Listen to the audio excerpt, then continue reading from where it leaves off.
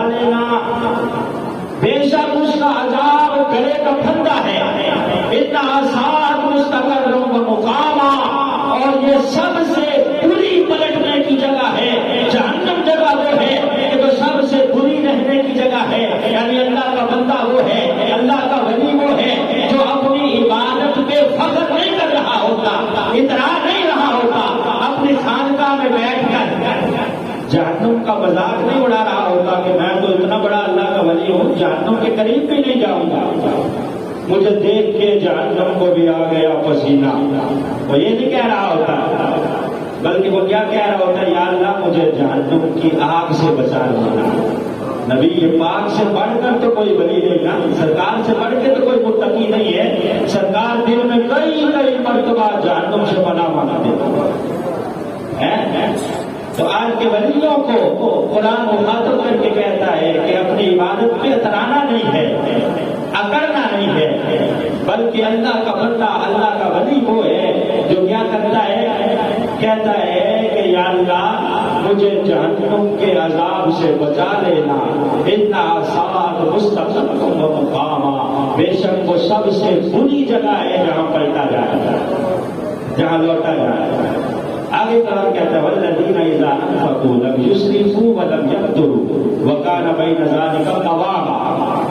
یہ اللہ کے ولی کی نشانی ہے کہ جب وہ خرچ کرتا ہے، اللہ کا بندہ وہ ہے جب وہ خرچ کرتا ہے نہ زیادہ فضول خرچی کرتا ہے اور نہ ہی زیادہ کنجوسی سے کام لیتا ہے۔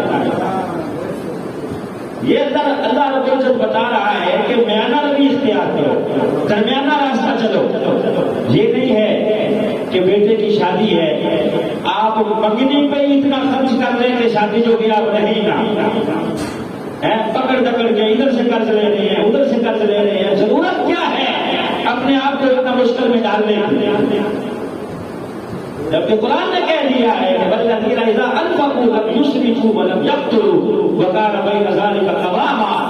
اللہ کا بندہ، اللہ کا ولی ہوتا ہی وہ ہے کہ جو اعتدال کی چال چلتا ہے۔ نبی پاک نے فرمایا کہ جو میانہ روی اختیار کرتا ہے، اپنی چادر دیکھ کے پاؤں پھیلاتا ہے، وہ کبھی غریب نہیں ہوتا، کبھی اس کے اوپر فقر نہیں آتا، فقیر نہیں ہوتا، کیونکہ وہ دیکھتا ہے کہ میری جیب اجازت دیتی ہے کہ نہیں۔ اور اللہ کے ولی کی نشانی بھی قرآن نے یہی بیان کی ہے کہ والذین اذا انفقوا لم یسرفوا ولم یقتروا وکان بین ذلک قواما والذین لا یدعون مع اللہ الہا آخر ولا یقتلون النفس التي حرم اللہ الا بالحق ولا یزنون۔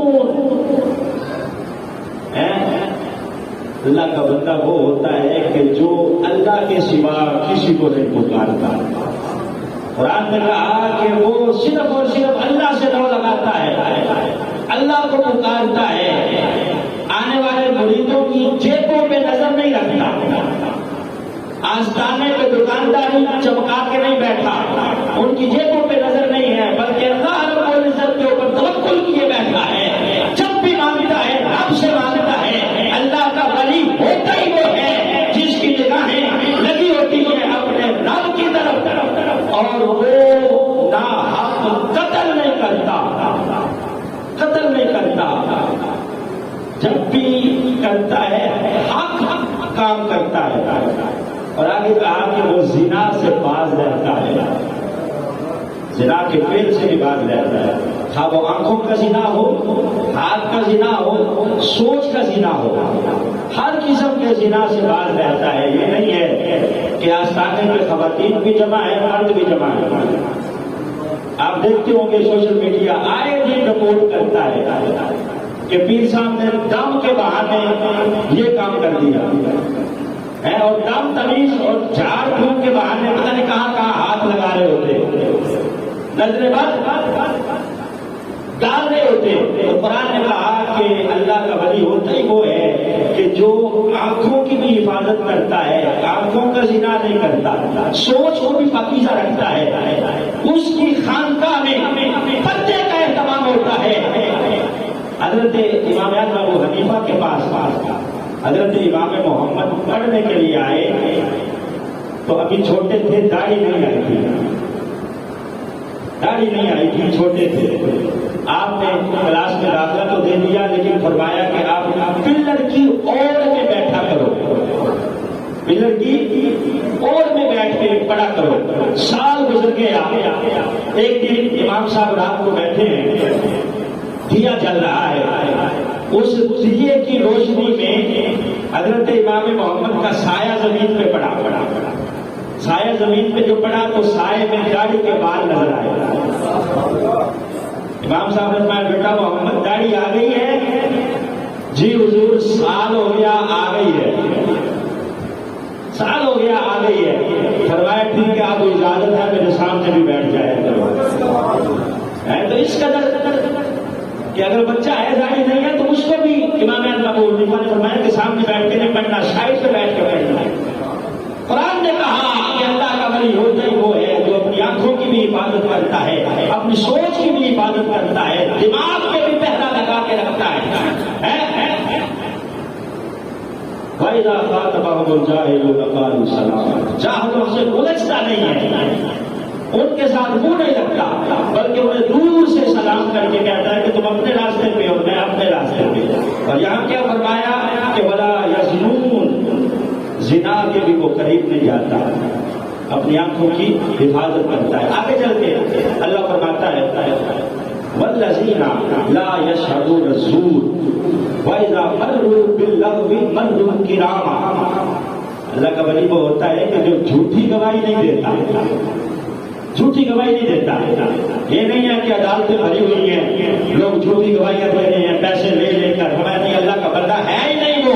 وَالَّذِينَ لَا يَشْهَدُونَ الزُّورَ وَإِذَا مَرُّوا بِاللَّغْوِ مَرُّوا كِرَامًا وَالَّذِينَ إِذَا ذُكِّرُوا بِآيَاتِ رَبِّهِمْ لَمْ يَخِرُّوا عَلَيْهَا صُمًّا وَعُمْيَانًا۔ فرمایا کہ اللہ کا ولی ہوتا ہی وہ ہے کہ وہ اگر کوئی فضول کام ہو رہا ہوتا ہے تو وہاں کھڑے ہو کے ٹائم ضائع نہیں کرتا، بلکہ آنکھیں چڑا کے وہاں سے گزر جاتا ہے۔ اور جب اللہ کی آیات سنائی جاتی ہیں تو پھر گونگا اور بہرا نہیں بن جاتا، بلکہ اللہ کی آیات سنتا ہے، دھیان کے ساتھ سن کے ان کے اوپر عمل کرتا ہے۔ اللہ کی آیات سنتا ہے، سن کے عمل کرتا ہے، گونگا اور بہرا نہیں ہوتا۔ یہ اللہ کے ولی کی، اللہ کے بندے کی نشانیاں قرآن بیان کر رہا ہے، اور قرآن کہتا ہے کہ وہ اللہ کا بندہ پھر کہتا ہے وَالَّذِينَ يَقُولُونَ رَبَّنَا هَبْ لَنَا مِنْ أَزْوَاجِنَا وَذُرِّيَّاتِنَا قُرَّةَ أَعْيُنٍ وَاجْعَلْنَا لِلْمُتَّقِينَ إِمَامًا۔ اللہ سے دعا مانگتا ہے کہ یا اللہ تو مجھے اپنی بیوی کی طرف سے اور اولاد کی طرف سے آنکھوں کی ٹھنڈک عطا فرما، کہ گھر کی طرف سے میری آنکھیں ٹھنڈی رہیں، اولاد کی طرف سے میری آنکھیں ٹھنڈی رہیں۔ آنکھیں ٹھنڈی رہنے کا مطلب ہے کہ ان کی طرف سے مجھے خوشی میسر آئے۔ اہل عرب کہتے ہیں کہ جب غم کی وجہ سے آنسو بہتا ہے تو وہ آنسو گرم ہوتا ہے، اور جو خوشی کی وجہ سے آنسو بہتا ہے تو وہ آنسو ٹھنڈا ہوتا ہے۔ اسی لیے اہل عرب قرۃ اعین، آنکھوں کی ٹھنڈک کہتے ہیں، یعنی خوشی کے موقع پر بندے کی آنکھیں ٹھنڈی ہو جائیں گی۔ تو وہ دعا مانگتا ہے اللہ کا ولی کہ میرے گھر کی طرف سے میری آنکھیں ٹھنڈی رہیں، اور مجھے یادگار صرف متقی نہ بنا بلکہ مجھے متقیوں کا امام بنا۔ اولئک یجزون الغرفۃ بما صبروا ویلقون فیہا تحیۃ وسلاما۔ قرآن کہتا ہے کہ جب یہ صفات ساری بندے کے اندر پائی جاتی ہیں تو قیامت کا دن ہوگا، اللہ اس بندے کو جنت میں سب سے اونچا مقام عطا فرمائے گا۔ یہ جو متقین کی صفات پیچھے بیان ہوئی ہیں، جو اللہ کے ولی کی صفات بیان ہوئی ہیں، جب یہ پائی جاتی ہیں تو قیامت کے دن اللہ اس بندے کو اعلیٰ مقام عطا فرمائے گا۔ اس اعلیٰ مقام پر اس بندے کے لیے دعائیں بھی ہوں گی اور سلام بھی ہوگا، تحیۃ و سلام، اسے دعائیں بھی ہوگی اور سلام بھی ہوگا۔ ابھی قرآن نے کہا وہ آپ 2 دن کے لیے نہیں ٹھہرے گا، یہ نہیں ہے کہ عارضی طور پہ وہ ٹھکانہ ہوگا جس طرح دنیا کا ٹھکانہ عارضی ہے، کہا نہیں، وہاں اس بندے کو ہمیشہ کے لیے رکھا جائے گا، وہ ٹھکانہ اس کا ہمیشہ کے لیے اللہ رب العزت سے عطا فرمائے گا۔ تو